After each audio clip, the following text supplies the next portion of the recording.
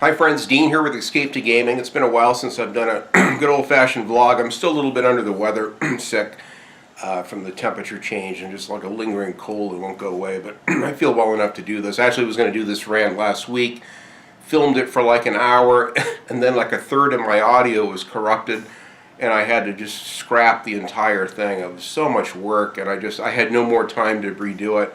So now a week later, I'm doing it again. But anyway,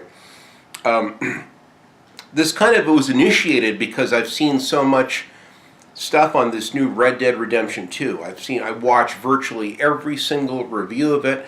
Not so much because I'm into the genre, even though I love the first Red Dead Redemption. I have Revolver, which I really loved. I love the music even better than this and in Red Dead Redemption.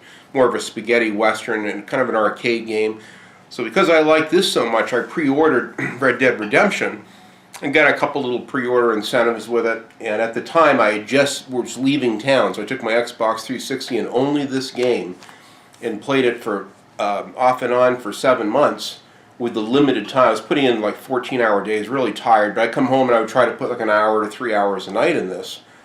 Back in 2010, whenever it came out, I enjoyed it. I'm not really into westerns. It's like even my movie collection, I've got a huge stack of Clint Eastwood movies, but very few of them are westerns. In fact, Pale Rider and The Unforgiven, a lot of those I only have on VHS. I haven't even upgraded the DVD.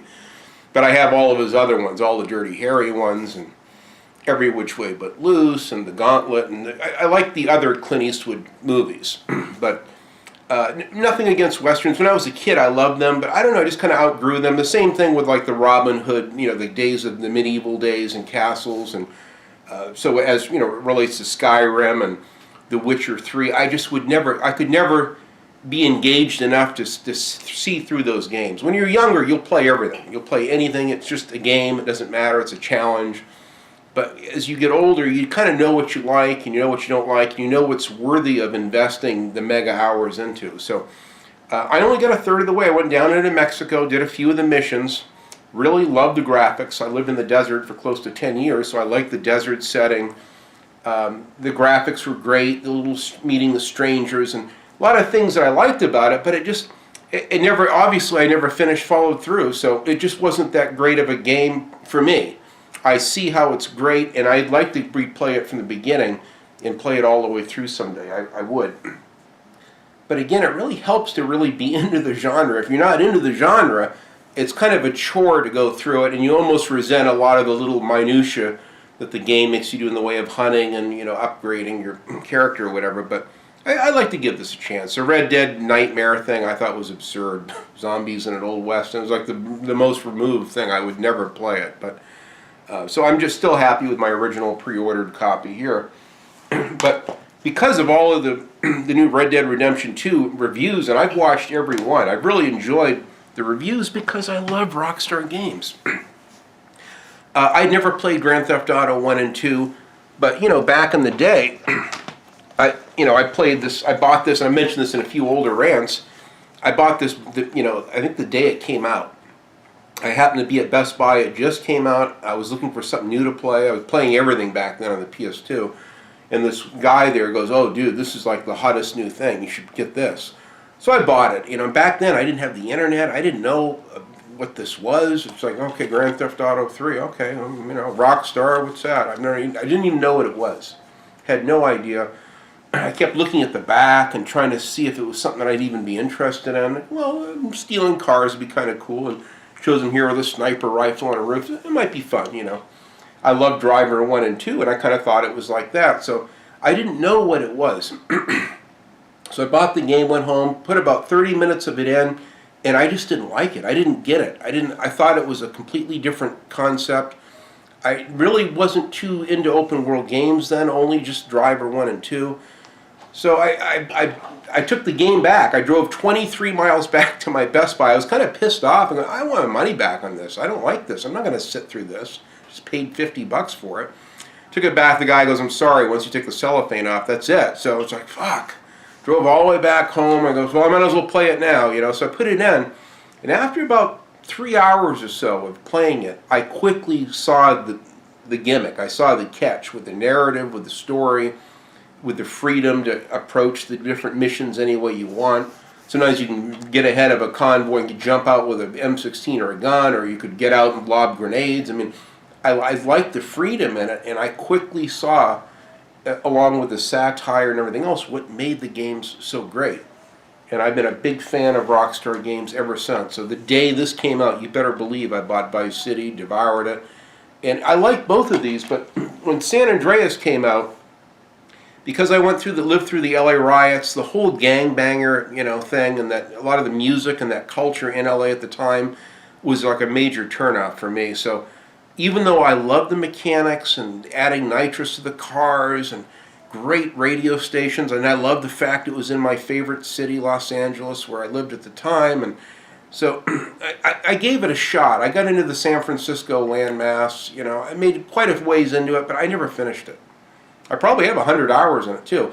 A few years back on the Xbox 360 came out with a remastered version. I bought it and played. I think it's the digital version. I played about maybe close to 30 hours into it again, and I love the improved lighting and graphics and everything. But I just, it's hard for me to get into this the theme of this. If you're into the gangbanger, hip hop, that whole lifestyle and rap music and everything, it probably is a great game.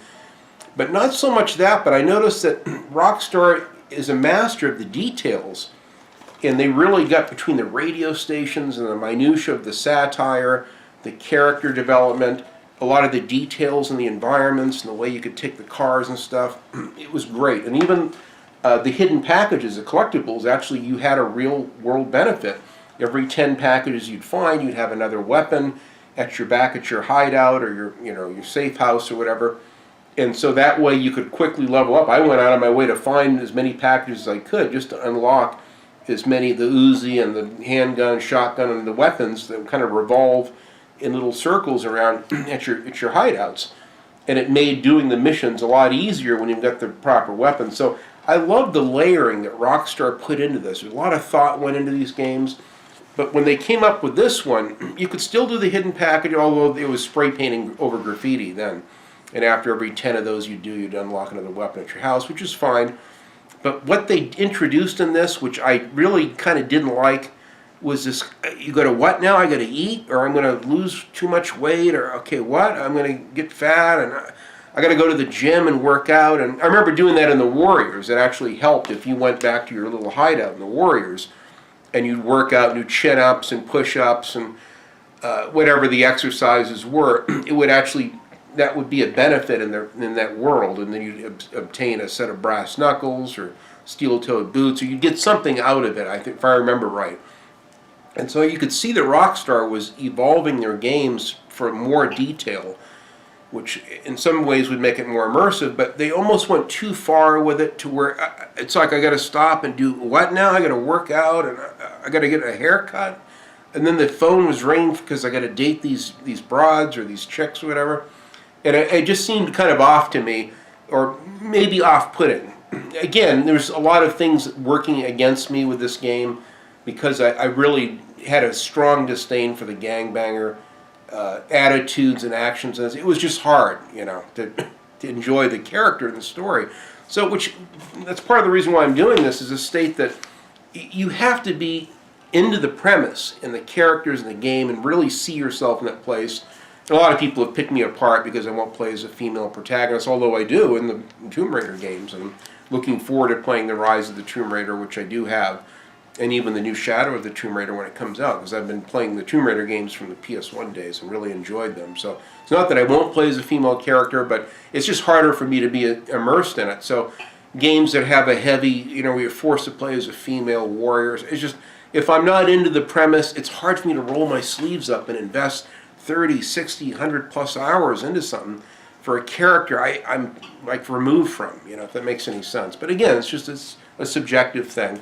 There's no right or wrong answer to this. If you play Horizon Zero Dawn or those games, or this new Last of Us game, which is going to be play as a girl or a lesbian, or I'm not sure. I'll have to watch more reviews when that comes out. But I may pass on that because it's just, if it doesn't have Joel, I don't mind playing as either one, but it's hard for me to invest the time, is what I'm getting at. But it doesn't take away from the fact that Rockstar makes impeccable experiences, and because of that, I'm a lot more enticed to invest. That's why I reinvested, 30 more hours in this, because I really love the worlds that they build and the minutiae in those worlds. There are a lot of good, really good little races you could do off-road, on-road. There was lots of additional things and stunt jumps and clever things that you could do in this that I really loved.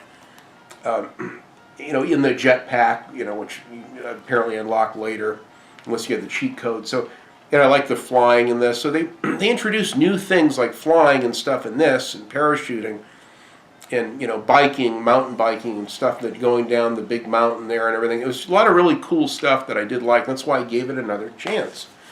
I've also got, thanks to my good buddy Jeremy, sold me his special, I love this Xbox edition with even better graphics than the PlayStation 2 ones, but I invested a lot in the Grand Theft Auto. I even have all the strategy guides for all of these games as well. I've recently bought, about a year or so ago, I got the Liberty City Stories and the, what is it called, Vice City Stories, which I've never played. I guess these were PSP games, and they later, ported them over to the PS2. So I'm anxious to play these. Now, when I first got my Xbox in 2009, one of the very first games I got the Wolfenstein from 2009, which just came out the same day, and I immediately bought this. By then it was only $20. Just the plain vanilla version, not this one with the extra expansion packs. But this, man, I love the graphics. I love New York City. I've been there 30-odd times.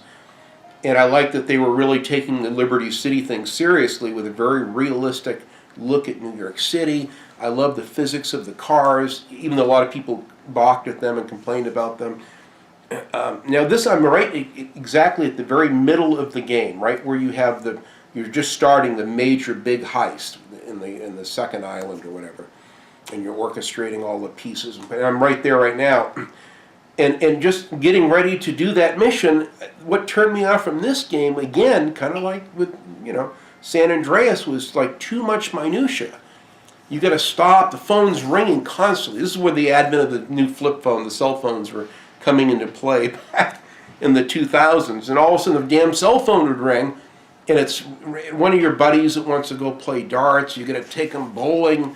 You got to do some broad you got to date, And because I had the strategy guide, it's, oh yeah, you want to date this one, do this because it behooves you to do this because you'll get this, and you want to do the extra missions to help you level up. And so I was like immobilized with too much to do. I don't know that they had the eating thing in this, but they did have a lot of side activities, and the cell phone thing with someone with major ADD like me, it was like a major distraction. I'm on my way to a mission, I'm taking it really seriously, and the fucking phone rings.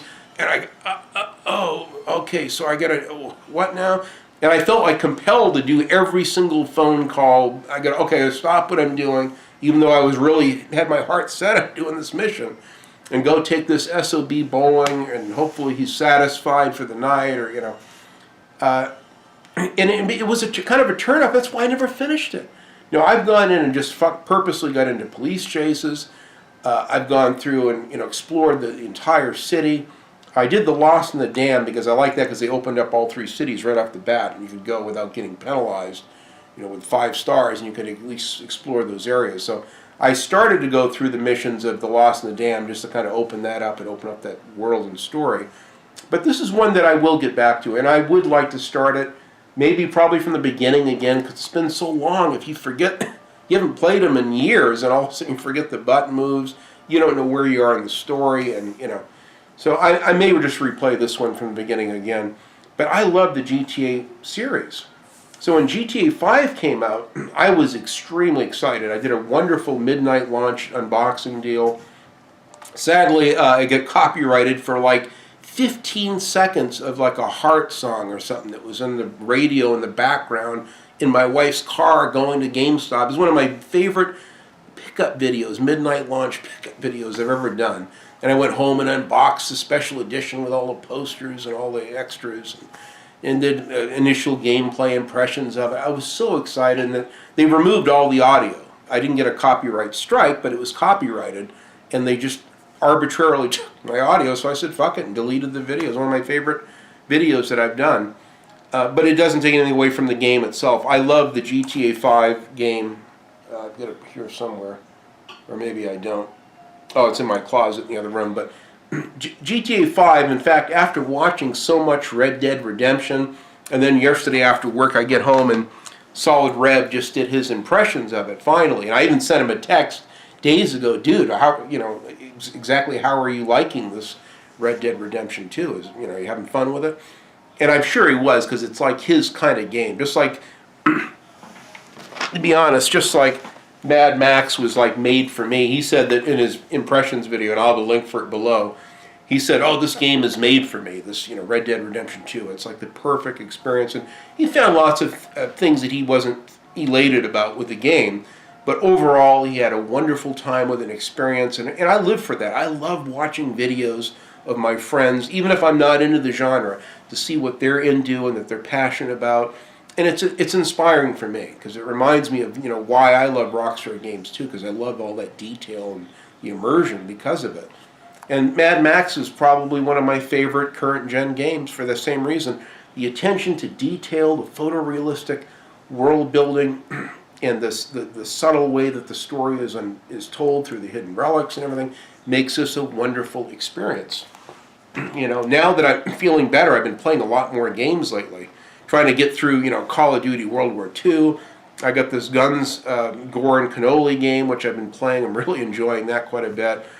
Still went back into Need for Speed Payback and put in a lot more time, advance the story considerably, unlock more cars, races, all that stuff. And I'll be doing a video about Need for Speed pretty soon, in fact, because it's got me thinking about the whole series as a whole. But anyway, because I got such a backlog, I'm dying to get to... I was going to play Mafia 3. I started reading the guidebook again. But after all this stuff on Red Dead Redemption, it's like, man, I kind of miss that Rockstar magic that they're known for. Their games are just impeccably made. They're one of my top 3 favorite game developers of all time. I have so many of their games. Bully, I've never played, although I have it. I've got I'm looking at them here, Midnight Club. I got Smuggler's Run 1 and 2, Manhunt 1 and 2. All 3 of the Midnight Clubs, or 4 of them, or whatever. Table tennis, as an ex-ping pong player, I love that game. That was kind of the Euphoria Rage engine, which Rockstar was developing for GTA 4 and the other games that came after it. I love the Midnight Club Los Angeles, which Rockstar North did that. Now, there's a lot of problems with Rockstar with their working conditions. This has been going on for years. There was in fact, a lot of the wives of the developers back at the Midnight Club LA were writing into them saying, look, we're getting the raw end of the deal. We don't see our husbands. They're not coming home. They're not getting paid for the overtime, or whatever the issues were.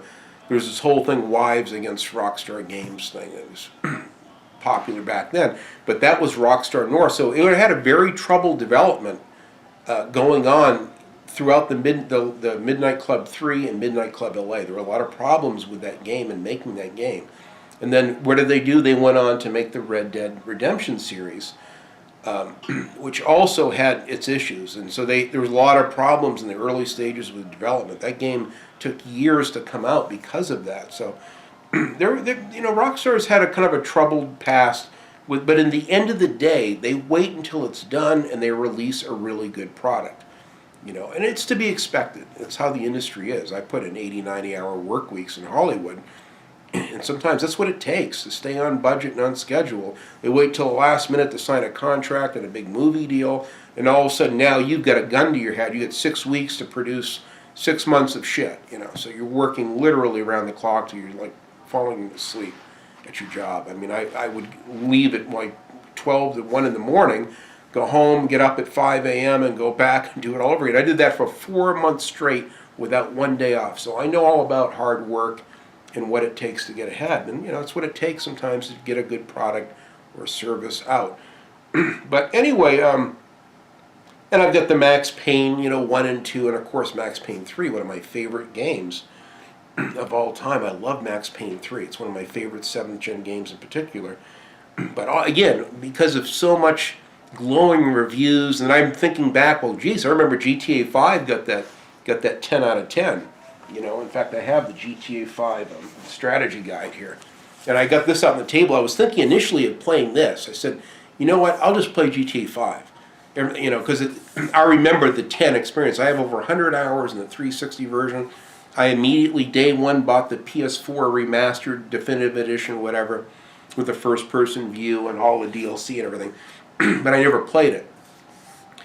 That much of it. I think I just a couple hours with the Franklin missions, just right to where he's meeting Michael.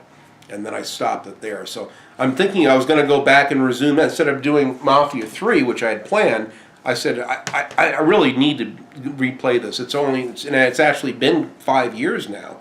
So it was all hot and heavy to play this. And then I came across my LA Noire, which had been sitting, and I played this back in 2012, even though it came out in 2011. It was almost a year, 9 months to a year before I finally played it. So I rebought this again, even though I already have it. I pre-ordered the special edition. It came with the little film strips and some of the DLC. I got the season pass, so I've already played all the DLC. I found every collectible in the game. I did all of the 40 street missions. I got a really high achievement score in this. And this game to me is is up there with GTA 5 as far as my favorite Rockstar game. Now I know Team Bondi actually made the game. Rockstar did have their hand in it near the end. But it's still, to me, one of the greatest experiences. And I've been playing this the last few days. I just started playing this again, and it looks so good in 4K on my TV. I don't know whether it's upscaled and checkerboarded or native. It doesn't matter. All I know is it looks fantastic. It sounds really good in my sound system, soundbar deal. And to me, this is like my period in game. I love the original, the Mafia games in particular. The Godfather game. I've been playing The Godfather 2 a couple months ago. I started replaying that. I really enjoy The Godfather 2. But I put over 100 hours into this. Fantastic. Or the original Xbox version. I played, bought it back. I played this initially on the Xbox. Never played the PC port, which is better. But this is a great game. Although there are things about this too that it strove a little too much for realism.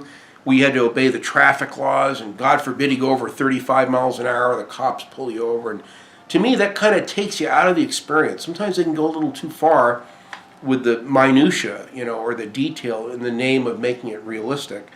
And I could have done without that. So they listened to the devs, and by the time Mafia 2 came out, I think that as long as you didn't run anyone over or perform like a crime in front of the cops, I think the cops are okay.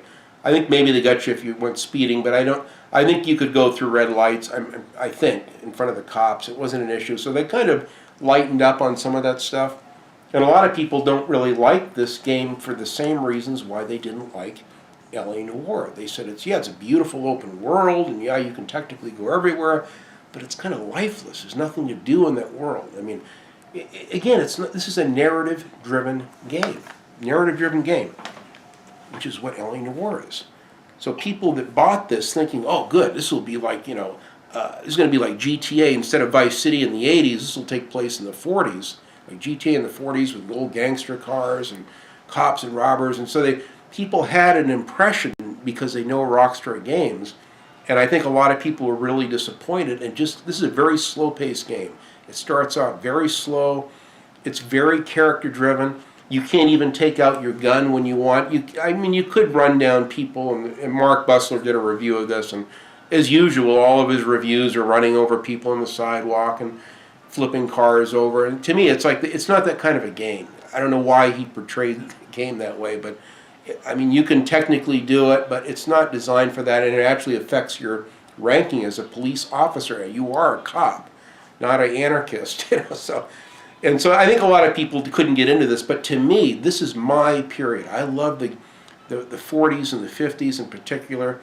I'm old enough to know a lot of people that lived through World War II and to have conversations with them. And I just really idolize the greatest generation, which is what the story is based on. A lot of people came back from World War II, and the city went through a lot of crime, and a lot of people had a hard time adjusting. And so it was kind of an interesting time. A lot of good movies that reflect that. There's LA Confidential, which I've got on Blu-ray.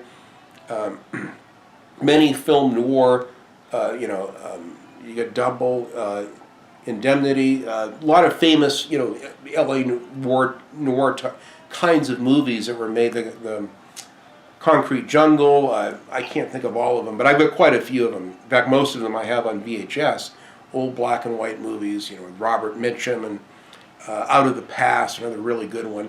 And this kind of emulates the spirit and the feeling and the setting and the vibe of that. And to me, this is why this is one of my favorite games, is this L.A. Noire. It's fantastic. I love the period.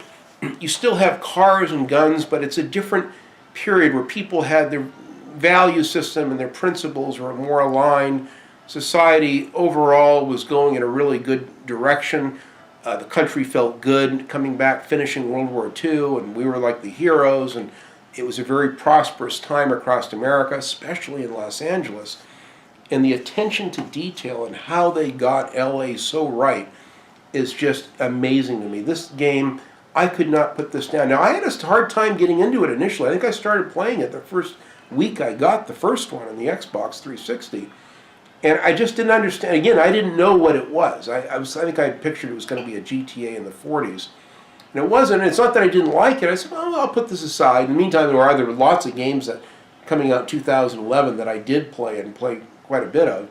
So I said, this is a special game. I'm going to wait until I have the time. And I was sick in 2012. I was home from work for like a week, so I powered through this whole game in like a week's time and got a really high achievement score. I got like 26 to 30 hours in it maybe, only because I spent so much time looking for collectibles and going around the environment. Now in this version they even have a photo mode, kind of like they have in the GTA games, which is really cool. So, and now with the improved graphics, it's like now in the hoods of the cars, you can see better reflections, there's a better lighting engine, really dynamic lighting. The detail looks good. But it's, and I mentioned in Solid Rev's video, I said, the way you feel about that game is how I felt about L.A. Noire. Like the game was made for me. It's an absolute masterpiece. I didn't want this to end. I love the story. I like the ending the way it is because I understand noir types of films and stories. And not everything has a wonderful, happy ending, which is what makes a lot of those old films so cool. And man, Team Bondi and Rockstar really nailed it. The setting, the city in and of itself is an absolute delight. Now, a lot of people, it's so clinical, there's nothing to do in the city. And yeah, there's a lot of technical things. You can really look at it with a microscope at the minutia of how the city's built, and there's not a lot of interaction with patrons going in and out of the stores and buildings themselves, or people will talk to you in the street, but it's very clinical. It's not as rich and robust and as animated as like GTA 5 is, let's say. But there's something about the setting and how that they went through over 100,000 photographs of LA back in 1947 and really nailed the feeling, the vibe, the look. It has, instead of Hollywood sign in the Hollywood Hills, it says Hollywood Land, which was accurate. They had the La Brea tar pits and Hughes Aircraft. A lot of these famous, iconic industries and areas and landmarks around town were all authentically portrayed. So to me, that's why, for the people that get into Red Dead Redemption 2 and it's like the perfect experience, that's how I felt about this. I didn't need to go bowling and play darts and all that. So to me, because it's a narrative-driven story, it didn't bother me that I couldn't pull my gun out. I didn't even know that until I heard that in a review, because I never tried it. I wasn't trying to go out and waste people on the street or run people over. It wasn't that kind of a game. It's narrative-driven. So the city exists for you to drive through and get the feeling of being immersed in the world just enough to get to the next mission. You could drive. Now, I always drove. Now, last night for the first time, just to see what it was like, I actually held down the triangle button and had my partner drive for me while we had a little discussion going on the way to one of the first big cases. And it was interesting. I like the narrative between him and his different partners along the way. There's a lot of layers to the story. I love the way it's layered, where there's lots of cases that connect and overlapping stories and other sub-stories going on in the background, which you find out through the newspapers. There's his, Cole's World War II flashbacks, which over time slowly gives you a picture of what he went through, which he doesn't want to talk about his time in World War II, and then you get to see why as the story unfolds. And near the end, it really builds up quite nicely. I love this game. This is like a perfect hits on all 8 cylinders. Yeah, people complain about the graphics. The faces look good, but the bodies look stilted. It's the technology at the time. This is an older game. Not only that, but because in my opinion, the faces look so good and realistic that you quickly notice the flaws, which normally you wouldn't. Back then, that would have been totally acceptable and serviceable, the way the body animations look, the way they walk and carry themselves and bend over and pick things up and all that. Naturally, it's a little bit rough compared to the graphics, but again, I think because the faces look so good, you notice, like a cherry on a cream pie, you notice the dynamics of the body looking a little bit stilted or whatever, So I validate some of the technical complaints about the game, but to me, because I have such a vivid imagination, I can easily suspend my disbelief long enough to enjoy a masterpiece like this. And I'm so thankful they remastered this. A lot of people, when it first came out, it's like, who asked for a remaster of this? I sure didn't, Well, they obviously aren't a fan of the game. Or some of them played it, yeah, I played it, it was okay, It's like they weren't really impressed with it. That's kind of how I felt with the Red Dead Redemption, the first one. I love the game. I mean, it's a nice game. It's very well made. I love the graphics in it and the minutia where you can randomly interact with people, strangers in the environment, and broken down carriages and stuff like that. A lot of interesting stuff, and I think that's very cool. But this is a great game. And I'm thinking that maybe Rockstar, because they released it on the Switch, because they've ported it with all the DLC, I mean, out of left field, I have a feeling that they're working on another LA Noire. That's what I think. I think, of course, they're very hush-hush about it. I wouldn't be surprised if that's going to be our next game. That's why they're releasing this, kind of to test the waters out, see how, to kind of remind people of the series. They love the series. It's a very important series to their library, and I can see them taking it to the next step. Hopefully they'll pick up the technology where it left off and be able to use a lot of that similar kind of tech to really get the minutia in the face. Now, Bondi was doing this, or the team that was left over from them was going to do this Horror of the Orient as a follow-up with very similar animations and detail, but it got canceled, sadly. I remember seeing older, screenshots of it and stuff. It looked pretty good. But, in the end, Rockstar owns it. They've got the clout. They've got the money. And Dan Houser recently said, I got in a debate with someone over a GTA 5 video because, a Red Dead Redemption review, and I said, yeah, I might get this because it looks like we're probably not going to see a GTA 6 for some time, if at all. He goes, well, what do you mean? I go, well, Dan Houser recently said that because of the overt political correctness and the holy SJW stuff, and people, extremists on both sides, with the right and left, that it's becoming increasingly hard to make a GTA game, because especially in the current time, because one thing, trends and things change so fast, which was reflected in the article, as well as the fact that a lot of people just don't have a sense of humor. I mean, as it was, GTA 5 really took a lot of hits with reviews about being overly misogynistic, which it is, I will agree it is. It doesn't bother me personally. I find it very funny. It takes jabs at the right and the left in the game. It's another perfect, brilliant satire, but that game, even today, if they made that game, came out right now, I could see so much problems and people boycotting it and calling out Rockstar, and I think that they're smart enough to see that they don't want to fuck with that. And I think that I could see them making instead a sequel to LA Noire, or even a prequel or something. I could see possibly a reboot of, I could see a reboot of Vice City. That's something they can go back to the 80s and pick the 80s all apart, and they would be pretty much untouched. But to deal with a lot of the current issues and to take jabs at the left and the right, it leaves a lot of people overly sensitive and frankly triggered, and it could be a problem. So, and I had the guy who was arguing, I don't see, them not making another GTA game. I'm like, well, just listen to Dan Houser himself. Go on there and just research it on Google, and you'll see that there's a variety of articles based on the same interview that he gave, and he just said that in this climate, in this day and age, he's not up to it.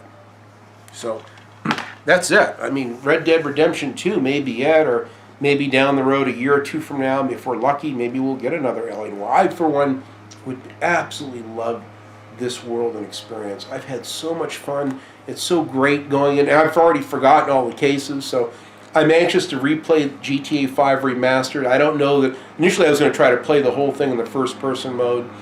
I think I tried it initially, and it was hard to do some of the missions in regards to driving in that mode. But I would like to do it. I like the way you can customize and set it up to where it's kind of like it snaps to like third-person cover when you go to cover, and then when you pop out, it goes back to first person. You can tailor-make the game where it's all in third person, but you can drive in first person or vice versa. You can really customize the setup of that game in the HUD to where you can tailor-make it, the experience, and that's great.